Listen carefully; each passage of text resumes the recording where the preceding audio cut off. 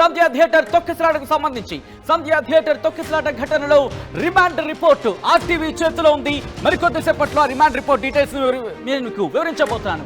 18 మందిని నిందితులుగా చేర్చారు పోలీసులు. దానికి సంబంధించిన బిగ్ బ్రేకింగ్ న్యూస్ చూస్తున్నారు. దీంతో పాటు రిమాండ్ రిపోర్ట్లు A1 నుంచి A8 వరకు సంధ్య థియేటర్ యాజమాన్యం ఉంది. ఆ తర్వాత ఇంకా ఎవరున్నారు? Here it is.